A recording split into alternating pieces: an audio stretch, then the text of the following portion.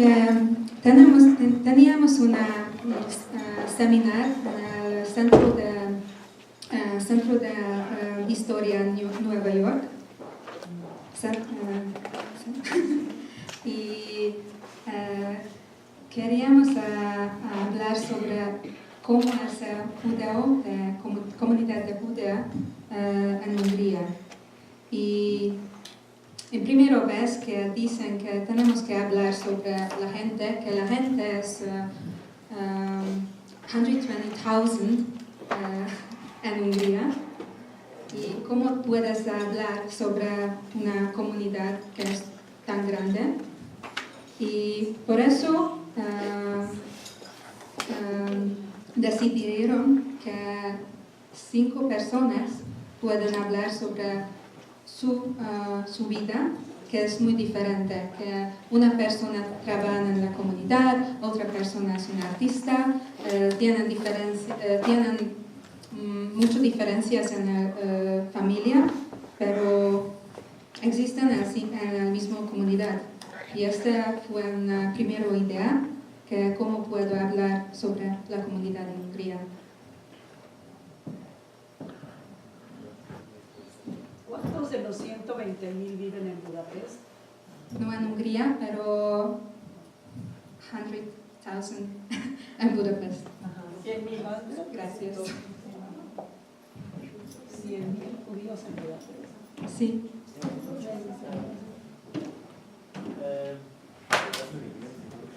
Bueno, ya no necesito tu micrófono, estoy bien. Tú has estado en México 2 veces y has tenido algunas interacciones con la comunidad judía de México. Quería ver si tenías alguna superficial insight, algo de tu opinión de cómo se parecen y cómo son diferentes las comunidades. Me parece, tenemos cosas que es un poco same. Why don't you speak in English? Okay. So, Easier for you. Okay, thank you very much. So I think there is a lot of things which is same, because you also kind of trying to exist in 2 different levels, 2 different communities in your own life every day. Like in Hungary, we are Hungarians and we are Jewish too, but we are going to the community. We sometimes are going to the synagogue. We have a lot of culture centers, at least like 10. We have the Israeli Culture Center. We doing a lot of exhibitions. We have different galleries that belongs to the Jewish community, or Jewish are organizing it. I also working one of them.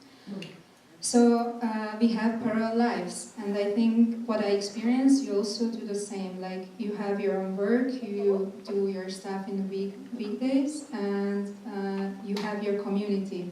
Obviously, in your daily life, you also connected with the people with your own community, and you're trying to work with them because you have a common language, a common knowledge, and you are related to them very much. But the society, it's way bigger, and you have to be aware of it, and you sometimes really have to be aware not to be Jewish, and it's not easy, because I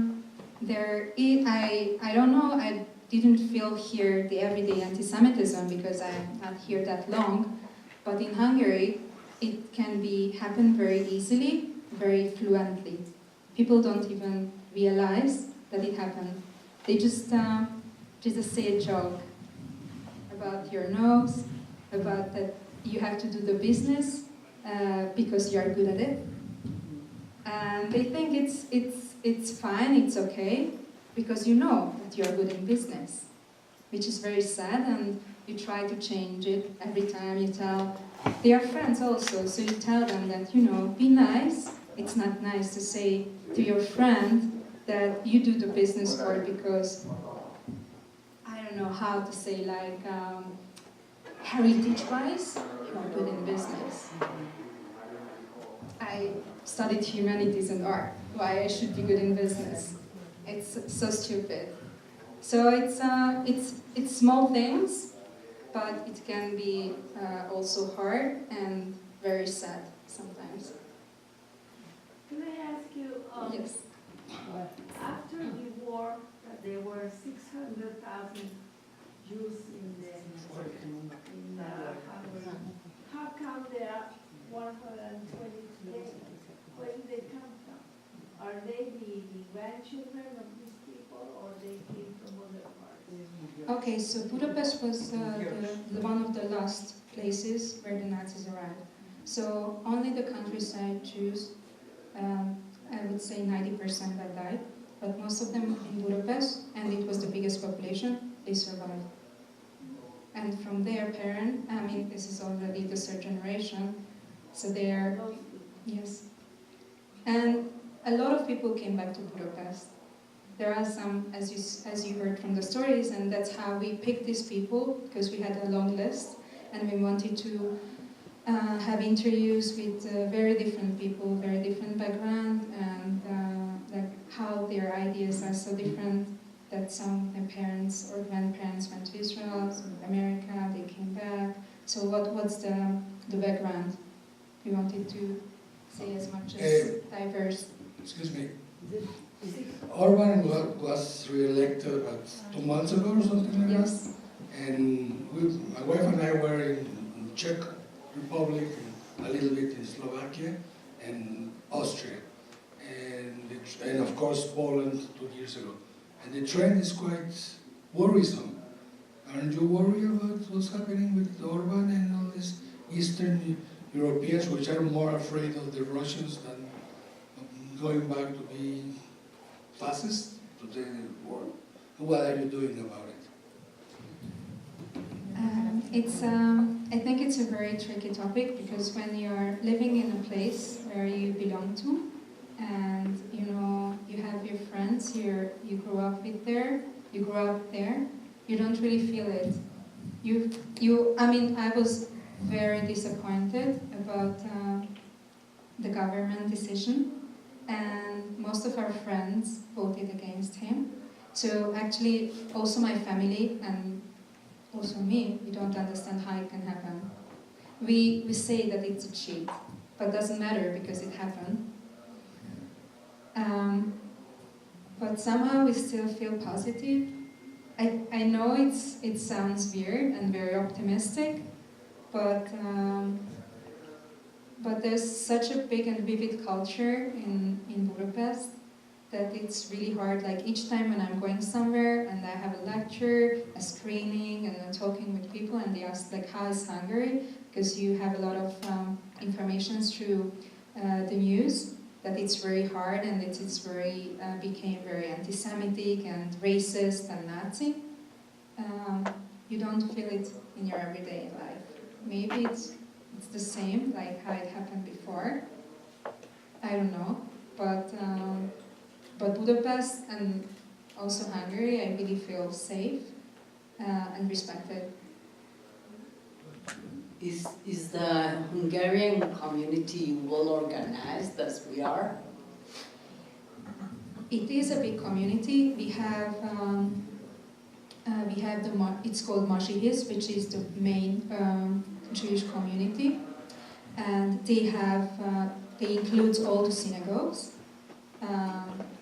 But Chabad is not included, so Chabad is a different story.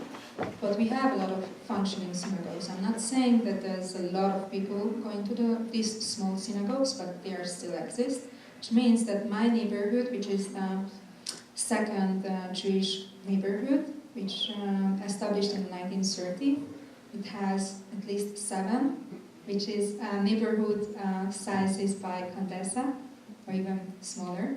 What's the name of your neighborhood? Újlipótváros, which was also in the film. And the biggest one, which is the center, which is already more than 200 years old, it has also the synagogues which are functioning, and also there are tourist attractions. So for big events, there's a lot of people going there. There is the GCC house, there is the Israeli Culture Center, there is the Moshe House, there is two young Jewish organizations which functions in a bit outskirt, like in a more poor neighborhood, because they want to integrate also people. They offer social activities. So I think there's a lot of things going on. A lot of people are connected, educationally and also culturally. Religious-wise, I cannot compare it because I wasn't here in Shabbat.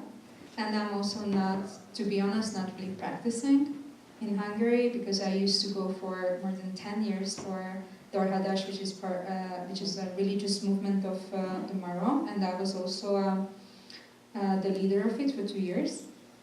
And you know, like with the time, sometimes it's changing, and you have different focus in your life, and that's what I experience now.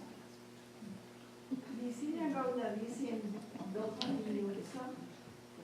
it functioning? How many people go there to the Doha Nutza? Okay, so no, Dohan is the biggest one, and there is a Rumbach, which is one street, but it's 2 streets behind, and now it's a renovation of the Rumbach, and it will be a biggest culture center for the Jewish community in a year or 2. So the Dohan is still functioning, not every Friday, because it's mainly a tourist attraction, and it's also so the Jewish museum belongs to that building, so it's really hard to organize, and it doesn't work every Friday. But for big events, for big holidays, there are more people, and I went to there a lot of times, and it were like 200-300 people that went there, so it's functioning. Who is financing the Rumbach itself? Yes. So it's partly a government money, because the government should give each year different, like a percentage of their money to each religion. So it's 1% from them, and there was an EU grant that the government actually offered for the Rumbach to make it. So it's from the Hungary, actually, up through Europe. And what about the Jewish cemetery? Which one? The big one. Kosmanca? Because I have my grandparents and all my family there. And We were there 2 years ago, Okay. and it was terrible the way it was. And the man said, who was in charge, that there is no money to fix it. It was like a jungle to get to my grandparents' graves. Honestly, I don't have information on it. Sorry, I'm not working on. I'm not working for the community. I never go there. I have my relatives in another one. I have also my grandfather in that center. It's completely different. What I know, and I read also in the newspaper, in the Hungarian Jewish community newspaper, that they had different funds and they renovating it each by each. So I was also next to the Balaton, countryside, in a small one, and it was also full of the jungle, and they said they already renovated the community house and the synagogue, they bought it back, and they said that next year they will do the center. So it's step by step, I think it's going to happen. Also. Thank you. I saw in your movie that there was a lot of interest on the Roma, the gypsies. How are we related as Jews to another minority that also was persecuted in the Holocaust? So I think there is a lot of relationship. Mainly, I would say it's Tikkun Olam, because for in our Jewish education, it's very important. This is one of the main things that they teaching us. No matter like our belief, or if we are just connected in culture levels, but deep in life it's very important, and what we can give back, because we are Jews in the community are educated. We need to help for people who need. And Roma education is really bad, although there's a lot of money went in it, but somehow it disappeared. And in the countryside, there's a lot of Roma establishment, and they're really suffering. And the economy in Hungary, it's went down really badly, although you know more about it, different news. And somehow this is the way that I think also the Jewish community can give back for our society in a way, because education is really the basic need, what we believe that everybody should have.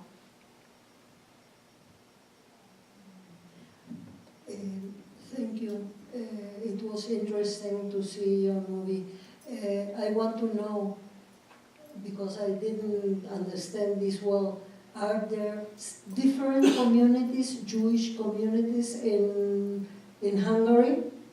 Yes, they are. So we have from the ultra-Orthodox, we have a small community, which is mainly, like, I would say a few percentages Hungarian, but they are from Israel, or they came back from Israel because they have Hungarian ancestors. We have the Orthodox community, which is totally different. It's in the Kazinci Street, and they have their own synagogue. We have the Chabad. They have 3 synagogues now, and the community is also growing like everywhere else. We have the Masorti, which I belong to.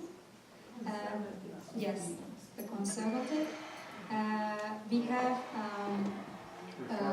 the Reform, yes, of course. And we have also in Reform 2 types. We have one women rabbi, who's Reform, I would say, and there is a more conservative Reform.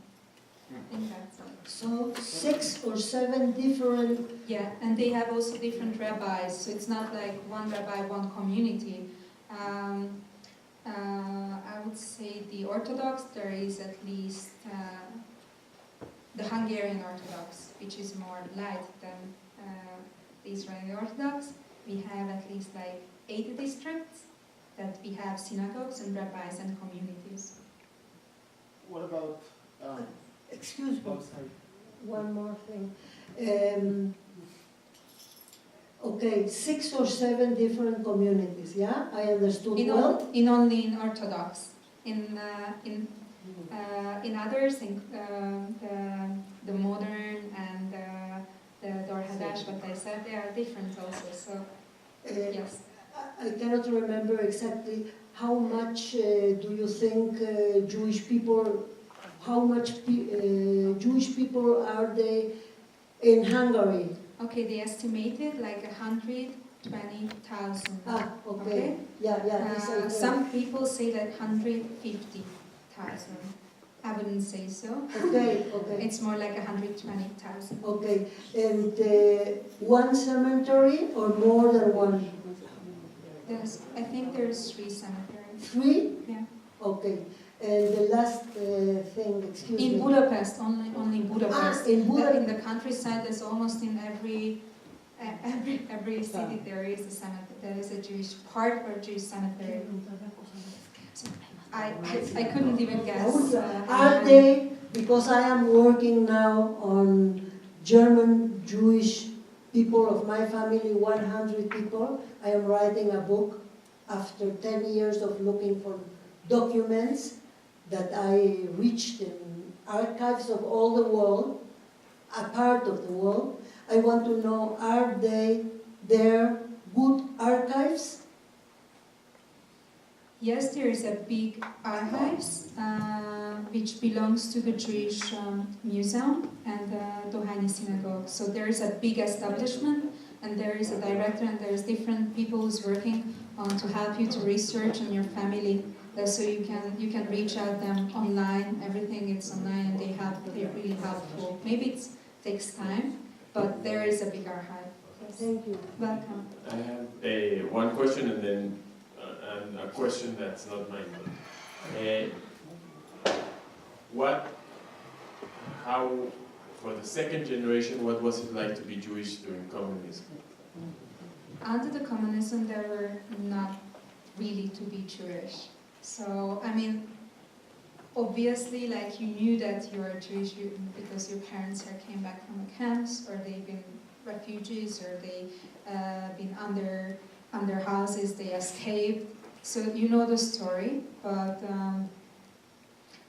you were not allowed to be Jewish, like not allowed to be in any religion, basically. So there were obviously some small groups that they met in flats and they prayed, but not visible, not at all, and also not like celebrating as a big community for big holidays.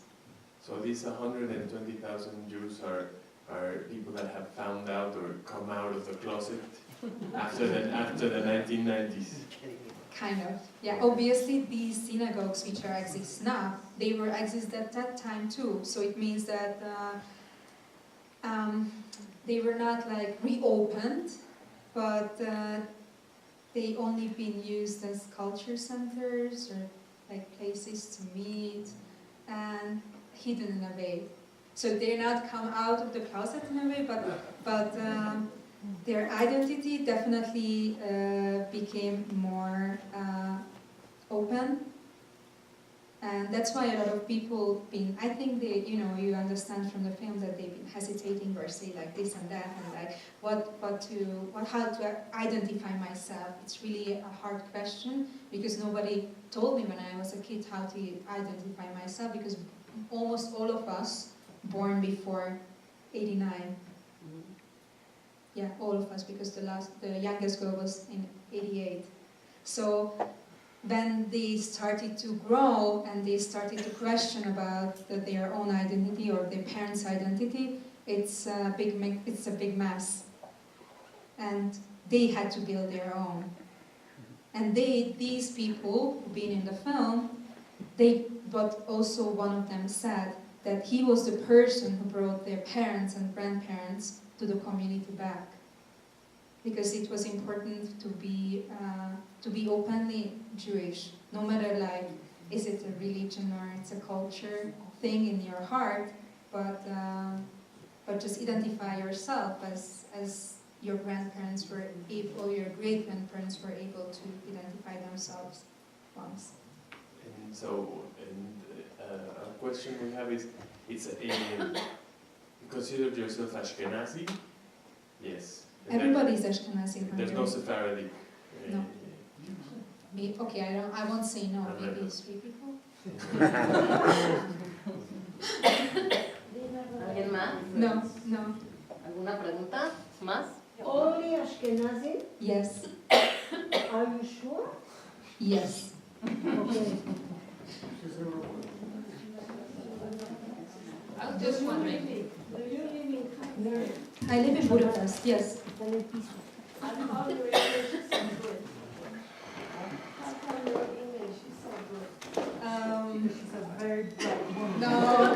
Well, the second year in the primary school, I studied Hungarian because I was the generation which switched from Russian to Hungarian. So I was the first year. Yeah, I never studied Russian. My parents studied, unfortunately, in abuses. Just wondering, how was it for the Holocaust survivors when they returned home? What did they find? How was the community? How did they treat them? Were they able to get back their properties? I think it was really, really hard. A lot of flats being taken. Most of who've been rich, they lost everything. The people who had like not too many things, they find the same things there. But it's really hard also to connect it, because in '56 we had a big revolution. So for the whole years, and let's say like 40 years that the people went through, they practically lost everything what they had. So they lived like in a communism area, like you have your job, you have everything. So if you have to work, which means that you will have money, but nobody had too many things. So, how they get back their life? the GDC established, very fast to help the survivors, and that's how they get back some money, food, place to live, and some of them, of course, they had trial, to get back their flats. But what's interesting, I saw a paper not long ago. Like one of the girls, Judy, who's an artist, she will have an exhibition in 2 months about her grandfather and the whole trip from Bor, about the bag and how the bag looked like. So she remade the bag because they never found. Her father and her sister remembers for the black bag, so that's how she reconstructed the bag. So the whole exhibition will be like an oral history that they're talking about the father and the father's trip. And she found a paper that he's looking for a place to rent for his shop, because he had a shop, he sold like basic things. And I read it, the whole text, and it was so honest and so basic. He told in 2 different owners that I came back from Bor, I lost everything, I want to re-establish my life in Budapest again. I had a shop, I want to have a shop again. Please rent out your place to me. Very basic. Not mentioning the suffering, not mentioning that I lost a lot of my relatives, just I want to re-establish my life. I want to work again and do it what everybody needs to do. But what was the reaction of the government and the people, the community? Were they accepted again? Or because they were Jews, they were still...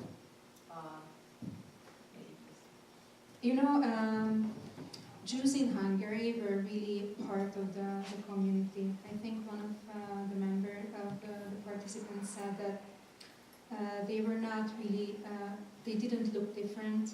They really established the whole city.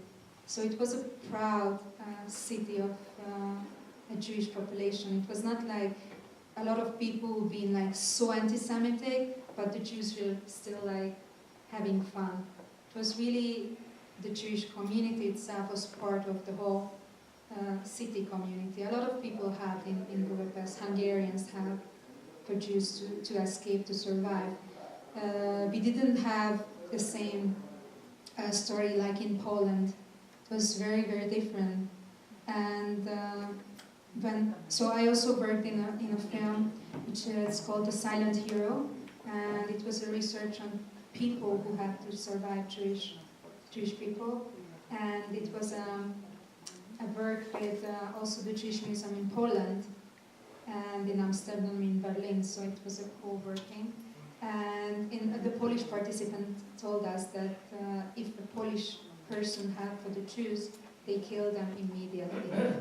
So it's a very, very different story. And as Hungarian Jews, they were really part of Budapest and the countryside too. It was not divided. So when they came back for the same place in a way. I want to tell you that in Mexico, our parents owned In Mexico, our parents had a club called Emuna that belonged to the Jewish community from Hungary.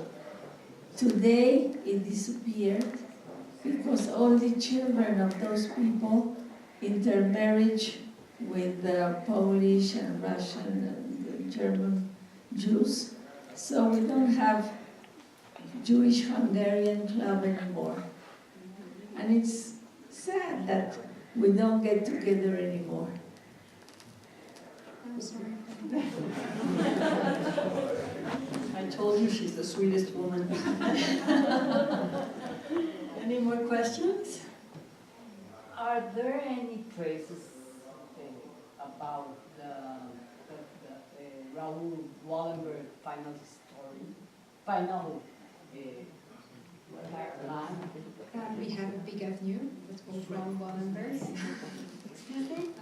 a big avenue, like so. It's named after him. I think we have a sculpture of him. Like he's well known, so everybody knows his story.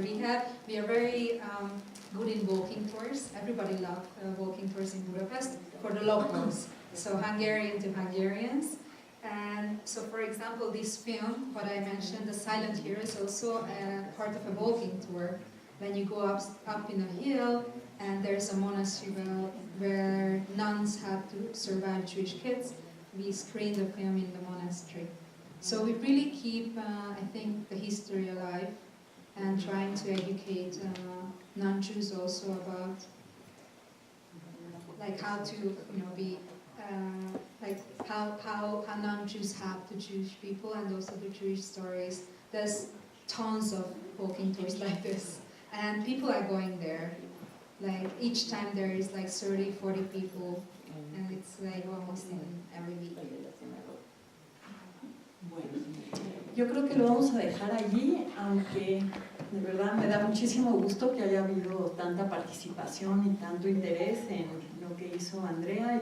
Yo creo que sí es un esfuerzo extraordinario. Creo que emociona muchísimo ver cómo la sangre judía, pase lo que pase, se sigue transmitiendo por milenios y esperemos que siga siendo así por muchos milenios más. Muchísimas gracias por venir y muchísimas felicidades. Tomorrow I will have an exhibition opening on the Budapest Cafe. There is it's in a new place. Where? Yes, Condesa. The address. Yeah. So the exhibition, it contains 11 photos between 50 to 75 in Budapest, and there's 3 zines, which is an art books. Contains a lot of photos that I recreated, a history of a family that I found it in my apartment trash. Somebody died in a flat and they trashed it out, and I worked in almost a year to put together three different stories, family events, and there is another one which is a woman and a man and a woman story, the separated stories until they meet. And the third one, it's the vacations in Balaton, which is the biggest lake. Everybody goes there, and happen to be we have the same house in the same village where they had their vacations. So it's very special for me. It's opening tomorrow. Will be an event at 7 o'clock, and it will stay. The photo stays there for at least 2 weeks. I'm leaving here the photos. And you can also buy there the zines. It's very limited. It's only 20 yes, 20 sets here and 20 sets in Budapest. A ver, les doy la dirección. Es Tamaulipas 130. Ok, en Condesa. Budapest. ¿Cómo se llama? Café Budapest. Ahí solamente.